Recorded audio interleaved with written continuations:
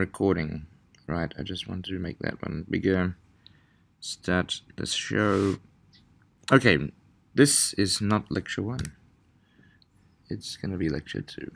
Here we go, let's try that. Yes, okay, I'm still in my hotel room in Vietnam, and many of you have got the right location already in the quiz, which is great. Well done. I'm just recovering a bit from the cut and thrust of international archaeology, but here is our lecture 2, and this is a really important one because it's on the first film, Stargate, which is very rich in the themes that our whole class is going to explore throughout the whole quarter. I mean, and the themes that you need to use in your writing, your short paper, and your media assignment. The time that you watch this, I'll probably be in Seoul, in Korea. I'll be visiting a former PhD student of mine who's now a lecturer there and giving a lecture in his program. But we'll be meeting again in person, our first in-person class on Wednesday, where we'll be having the regular schedule, regular length of lecture, and the regular activities, and so on, carrying on. So, Stargate. What am I going to do in this lecture? I'm going to describe some of the archaeological themes, and these are really important for you to make a note of and refer back to as you do your work throughout the quarter, because these are the themes that are the backbone of the whole class. We're going to have a quick look at the reliability or veracity of the content in this film, just to help you make a judgment about it and give you a framework for making sense of the other films that we're going to watch in the class. So, some background to Stargate. This is the scene from one of the posters and the opening titles, and this is the Stargate itself, and it's the actual object that is the mysterious thing that sort of transforms people between worlds in the film, as you'll see. And we can see on the lower image down here where they're discovering the Stargate. So the film opens with excavation. It begins with an archaeological problem in the pyramids. What's this mysterious object that's been found? It's a very classic situation in these films. And it sets up a puzzle that connects the pyramids to some mysterious archaeological object, and then with this object we later find out is very powerful and mysterious. And this is another classic idea that in these films that an ancient object appears that has some great power that people we have no way to understand. And in this case, it's the key that puts the adventure in an exotic alien location, because the device, the Stargate, allows people to move between the real world and this kind of exciting alien world. So we've got, and then finally the opening of the film, the opening titles put this kind of archaeological mystery as at the center of the film's plot. So then the film moves us away from the 1920s and the excavation, and by the way, that kind of excavation very rarely happens today at that scale. It's quite unusual. It's a huge excavation. And then we go to the sort of modern time, and we see a very different kind of archaeologist, not the 1920s one, but you know, perhaps less well-dressed than the 1920s, but more theoretically oriented. So his name is Daniel Jackson, and he's giving a fairly boring lecture. And his point is that the pyramids, the Egyptian pyramids, were not built in the 4th dynasty as generally thought, but they were built really a lot earlier. And we'll see in the film how the audience reacts to his claim. They're not all entirely satisfied with the evidence that he's presenting for that. And so his kind of meeting is actually quite similar to what I've been sitting through the last few days, although perhaps with slightly more advanced technology for the presenting and maybe a bit more courtesy amongst the audiences. So his main point here that sets up this one of the sort of drama of the film, and as well as that the pyramids are much earlier than most people think. They were built a lot earlier than they think. So one of the key ideas in this film is the past being revealed in the present, and this is kind of a theme that we see in many other films as well. And we can see in this top image here, the Stargate transports us to this other planet, and the planet is kind of in the present time. And yet people are sort of using pyramids and stuff as if they were a normal part of their life. And we know we're in a weird place because there are 3 moons in the background of this image. Otherwise, it just looks like a pyramid on Earth. But those 3 moons help to set us up as being in an unusual, exotic, alien place. So we get the archaeology of Egypt reproduced in this mysterious alien world. And then we get to meet these ancient Egyptian people. But they're not really ancient Egyptians, they're contemporary people with us. They're living at the same time, just on this weird planet. But they're, what's curious about them is they're completely changeless. They've had no linguistic or cultural change since the ancient Egyptian times. They've kind of lived in a stasis in this alien planet. And we find out later in the film that this is because they've been captured by an alien entity and been forbidden to do any writing. So they're kind of like a time capsule in this film. Oops, I'm going backwards. Here we go. And ultimately, we finally get to the non-human part of it. And so this alien entity that's been capturing these people and keeping them frozen in their ancient Egyptian condition. And we find out he's kind of a slave master, and he captured these people in ancient times, and also sort of delivered some kind of technology to ancient human cultures, and sort of played a role in the birth of some human civilizations. So this alien is the entity that brought the technology and learning to Earth to build the pyramids, according to the film, but then also kind of froze it and didn't want anything to change. So it's kind of two roles that this alien being has had. And it's only since Earth somehow managed to free itself from this alien's influence that diversity and cultural change could continue on Earth. And this alien isn't really interested in that. He just likes to keep everything frozen in time. So he seems like an evil person, doesn't want anyone to change or develop in any way. And it's the archaeological discovery of the Stargate that reveals the existence of this evil, and that's a really key idea that we see in most of the films that we're watching this quarter. Okay, so the film reveals to us that this alien being still exists and is still a threat to humanity and has to be dealt with by blowing him up or something like that. Okay, so let's have a quick look through the themes that we see in Stargate and that are going to pop up in nearly every film that we watch throughout this quarter. So these are really important. Do take a note somewhere, and these are the ones that you're going to need to use, going to need to discuss in your short paper, and then you're going to need to make your own film that draws on some of these themes. So I'm really revealing to you now the whole kind of motivation for all of the films that we watch in this class, and really kind of everything that I say in the lectures relates to some of these themes. Okay, just in case you didn't get that idea, this is important. This is kind of the backbone of this whole class, and these are things that you need to be referring to when you do your assignments. Okay, here we go. First theme, possession of bodies by entities from the past. Okay, and if you need one word to summarize this theme, we can say zombie or mummy, right? So this is the same general idea. So this is the alien from the Stargate film. He's appearing with a classic symbol of Hathor, with the sun and the horns at the back of his head. He's a human who was human body captured 10,000 years ago, and the alien has possessed it and regenerating it. So we've got regeneration, prolonged life, and possession. These are classic ideas from zombie films and mummy films, and we will watch a mummy film as well. So an alien takeover or some sort of supernatural takeover or continued existence of a body from the ancient past. Next one, reanimation of the dead. So in Stargate, we have a couple of occasions where someone dies, and then including the main character, and then people are brought back to life in a special container, like an Egyptian sarcophagus in the alien ship. So this is a very sort of clear use of Egyptian symbolism throughout, and we see this in some other films. Obviously, mummy films, where the mummy comes alive again, is a kind of reanimation. So watch out for those, and do that in your own film. The danger of the past continuing. So the premise of this film is that an ancient tyranny that was once gripping the world is threatening to come back somehow. Some process has occurred that revives that threat, and it has to be dealt with, and someone has to go and blow something up or kill someone or somehow cancel that threat. So the danger of the past continuing is a classic theme in many of these films, where someone uncovers something or triggers something from the distant past, reawakens some horrible monster or polyp, discovers some artifact that releases some danger that will continue into the present. Okay, so this is a really key idea.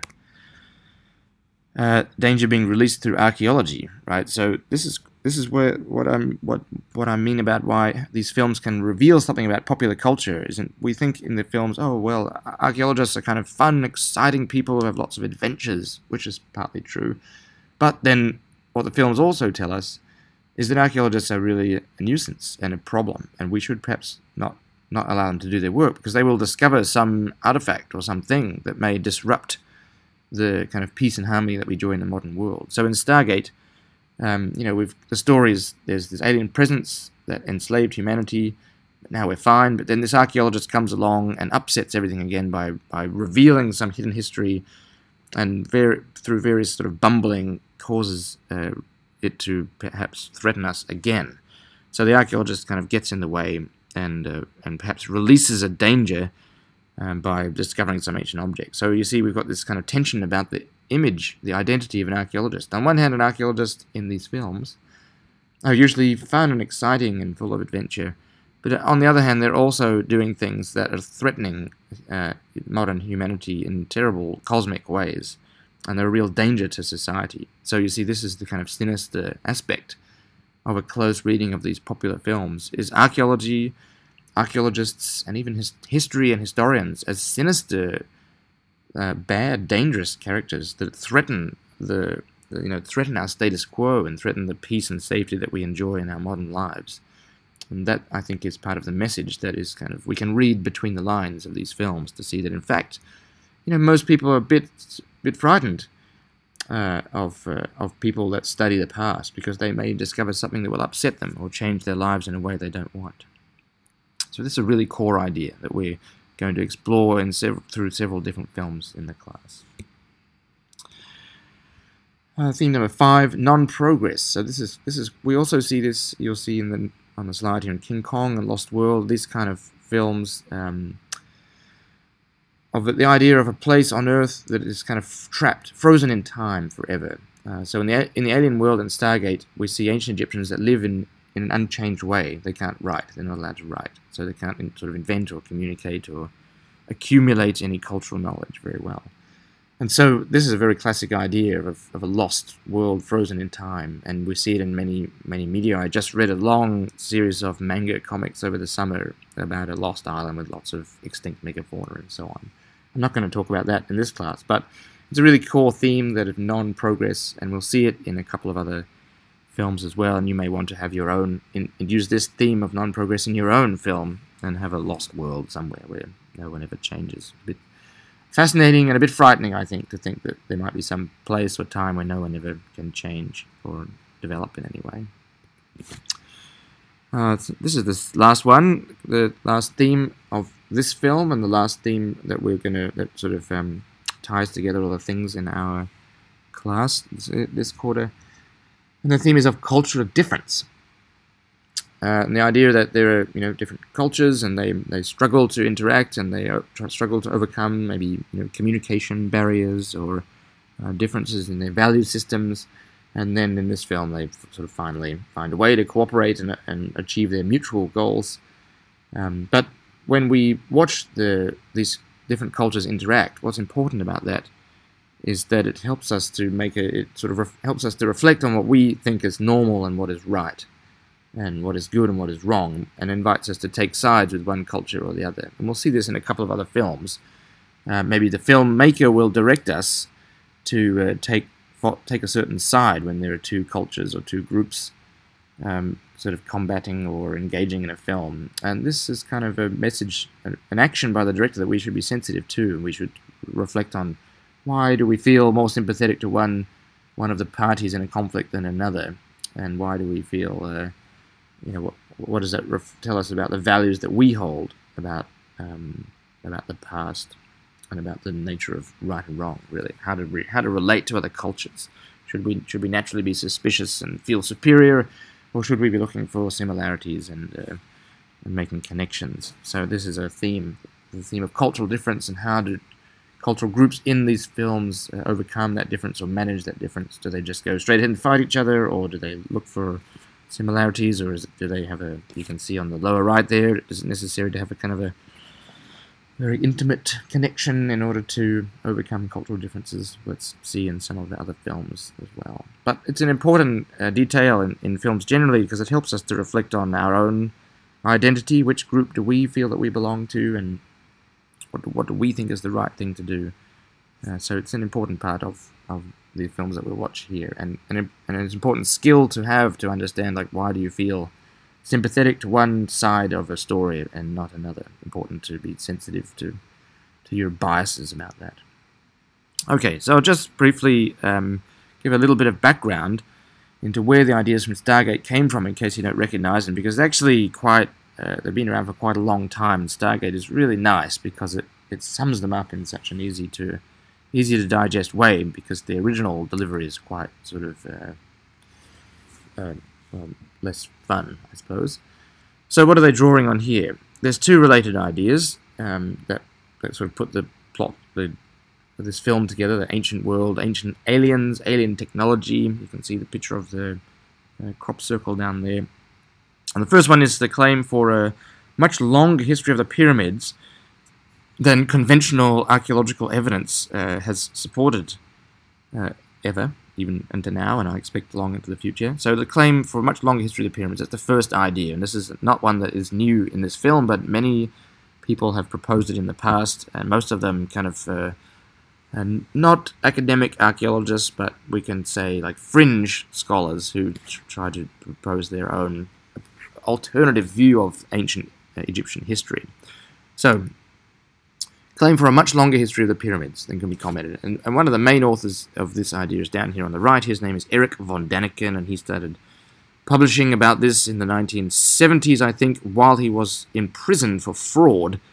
He wrote a book that kind of proposed the idea, and he made a very interesting theme park in Switzerland to try and sort of communicate his ideas very physically. And basically, he sort of reinterpreted all the hieroglyphs and Egyptian history to indicate that they were kind of fantastic, relatively modern technologies such as light bulbs and X-rays and other things like that depicted in the hieroglyphs, and very high technologies that had been received from aliens. The aliens had delivered these things to Egypt. So he proposed this view, the second point here, that human history, especially the aliens, was totally shaped, determined by the visitation of aliens. That's his kind of his main contribution to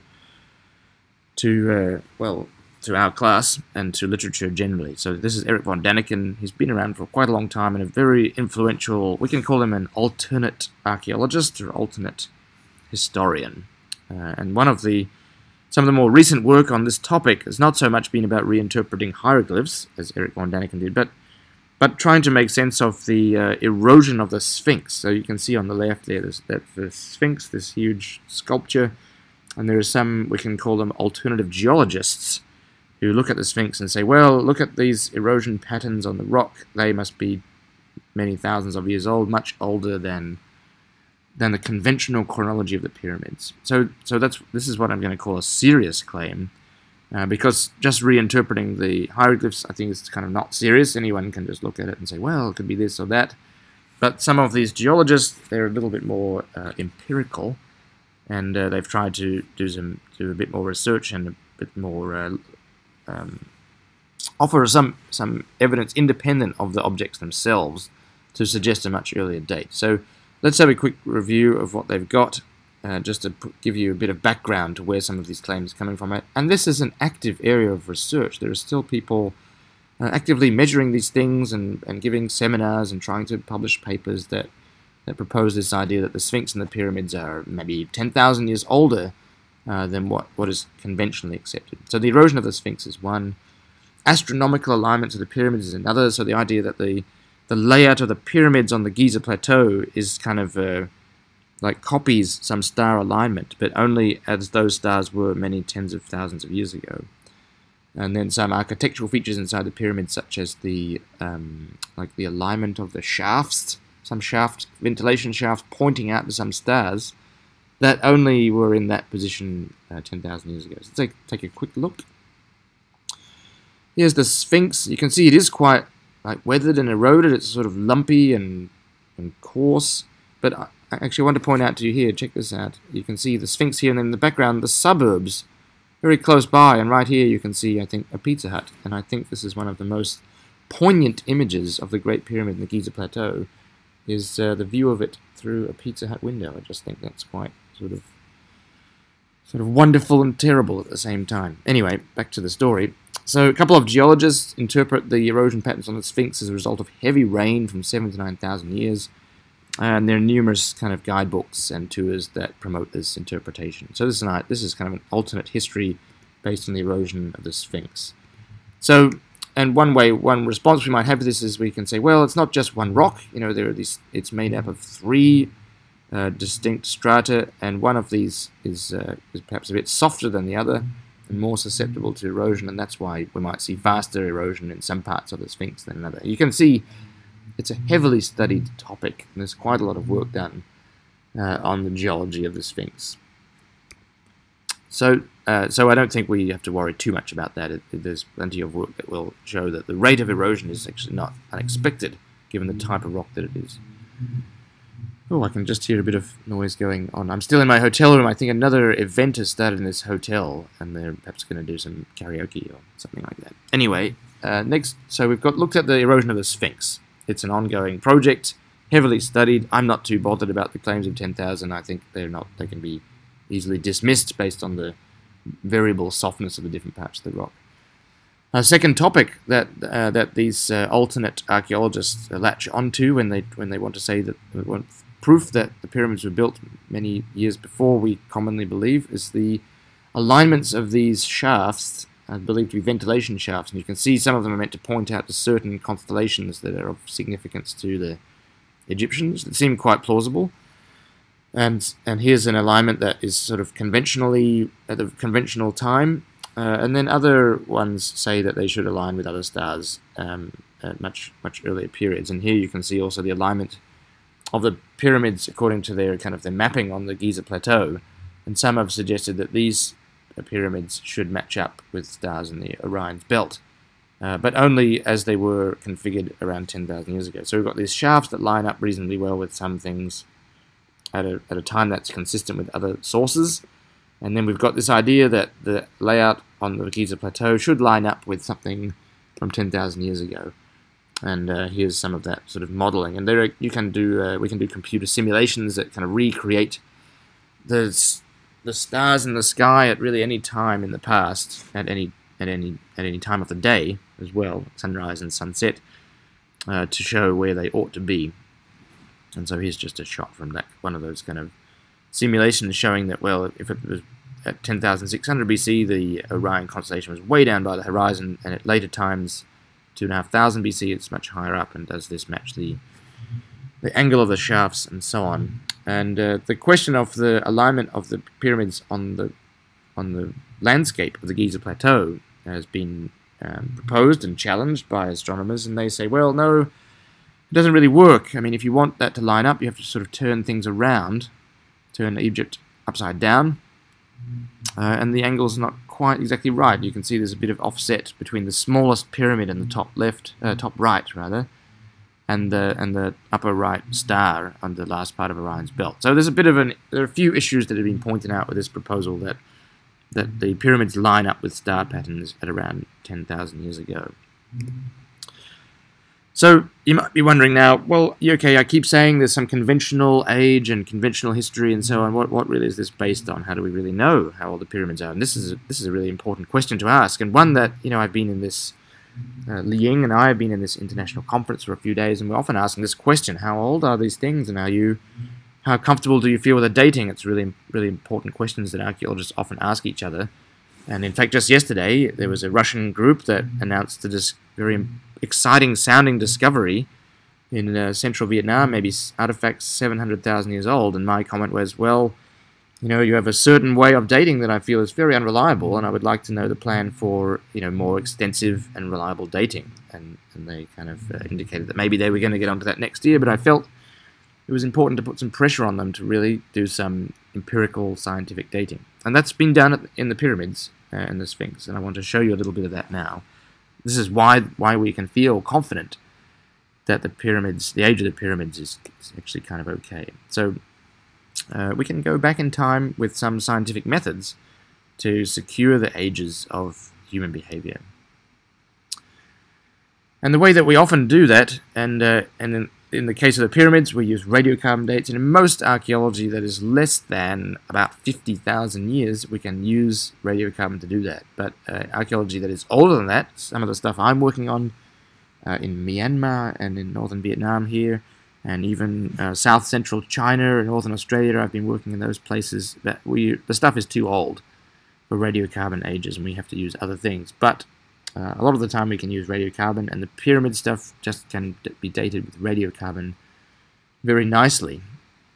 And if you want to learn more about radiocarbon dating, we won't go much more into that in this class, but Archaeology 205 is the one to take to get a bit more detail about radiocarbon dating. So we've got a publication here, a scholarly publication from 2001 that gives a whole bunch of radiocarbon dates that are relevant to the pyramids. And what you can see here are people, these are archaeologists, on the side of some pyramid. It looks very lumpy and you know, square, because the pyramids are in fact not totally smooth, but the outer layer is mostly worn off already, and we just have these kind of huge bricks that you can climb up and down. And what they're doing in this picture here, they're reaching into the mortar or the cement between the giant bricks, and that mortar is made up of I think some ash and some shell and some wood charcoal and some other kind of organic ingredients, some lime, and it glues the bricks together. But because they have to burn things to make this mortar, you get a lot of charcoal in there. So they can dig into the mortar, take out little specks of charcoal that are deeply embedded in the mortar, and they can date the charcoal directly with radiocarbon dating, right? So the radiocarbon dating will tell us the age of the tree from which the wood comes that was burnt to make the charcoal. So it might not be the exact day or month that the charcoal was burned, but it'll be within a couple of years, the life of the tree to the life of the charcoal. Maybe 10 or 20, at the worst case maybe 100 years, something like that, if it's a very old tree that was laying around for a long time before it was burned. But the tree, the age of the tree, the time in which the tree was alive, we can determine that through radiocarbon dating. So the tree gets chopped down, the wood gets burnt, the charcoal goes into the mortar goes in between the bricks, and then we've got this very secured item that tells us very securely when was the pyramid assembled, right? So I feel very confident about the ages that we get from the charcoal that's come out of the mortar. And if I'm kind of slightly jealous, I wish my archaeological sites could have such a good dating compared to the pyramid. So here's what we've got here. This is an illustration from the paper. So many pyramids. And these lines here, the horizontal bars, indicate the age ranges for the radiocarbon dates that have been obtained. Now, with radiocarbon dating, with most of the dating methods that we have in archaeology, we rarely can pinpoint an exact moment in time. We rarely can say, 2653 BC is the date of this thing. Because nearly all of our dating methods have an element of error and an element of probability. So we can say, well, the range of ages of this sample starts from, the likely age is somewhere between 2490 and 2403. So we have a probability that the true age is somewhere within that range. We can say it's 95% probable that the true age of this speck of charcoal is somewhere in this range. So you do have to get used to the idea of a little bit of uncertainty in archaeology, especially with dating, because we rarely can date things to an exact year or moment. We usually are talking about ranges and probabilities when we talk about dating. And this gives us a lot of interesting statistical methods that I find quite fascinating to understand and investigate radiocarbon ages. But let's not stray too far from the topic. What we see here, a bunch of pyramids, a bunch of dates, and the ages fit quite well into, you can see on the far left, 3400 BC, and around, most of them finish around 2200 BC. So it squarely and firmly puts most of the pyramid building activity, within this range, 3,400 to 2,000 BC. So that's the idea that that pyramid building was happening 10,000 years or earlier is firmly rejected by this radiocarbon chronology. And we could date things that old by radiocarbon, no problem. I routinely date things with radiocarbon methods that are 30 or 40,000 years old. No problem with that time period. Just in this case, all of the samples are clearly not that old. They're clearly, much later in time.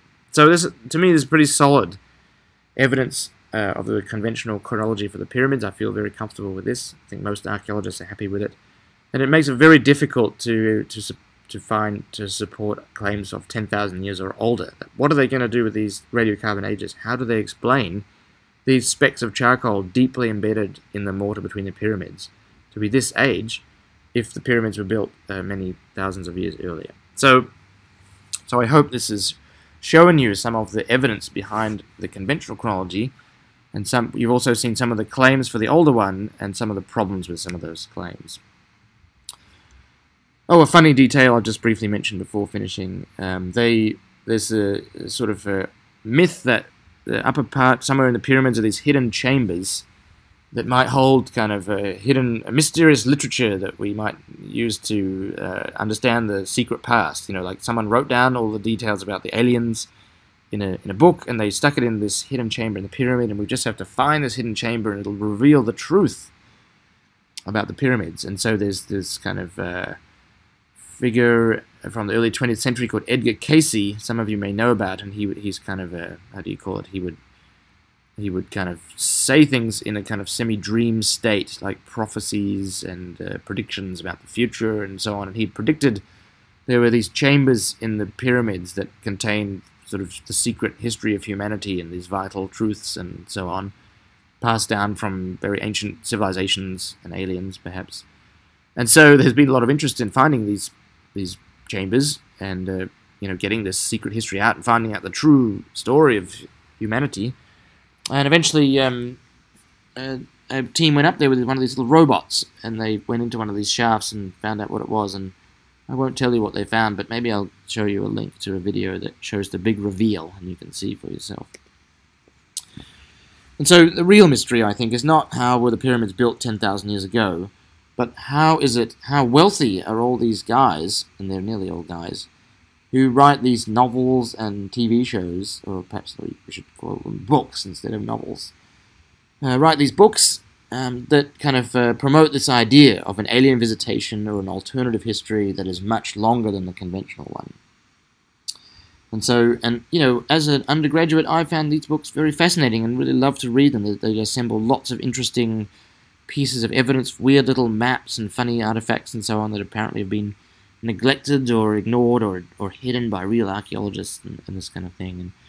And then as I became sort of more involved in archaeology, I realized, well, probably that's not really the case, and those things aren't really deliberately hidden, and they're not really that exciting. But I have enjoyed the excitement that these guys managed to generate around some of these things, although I don't find them very compelling. They're kind of like an adventure travel story that makes things really exciting, and I don't really feel that they're telling much truth about the history of humanity, but they're certainly an exciting read, and I bet they're earning the authors a lot of money through sales because they're they do quite well, I think, to challenge the narratives, even though they kind of fail to dislodge them because basically they're wrong. Okay, so what have we done? What have we got so far? I've very quickly introduced key themes, archaeological themes of Stargate, which we'll watch on Friday, and that we will see throughout the rest of the quarter in the other films that we're going to watch. I've mentioned how the archaeological content at the start of the film, the idea of the Stargate, is used to create drama through the fear of this ancient alien coming back to Earth and causing problems again, like they did before.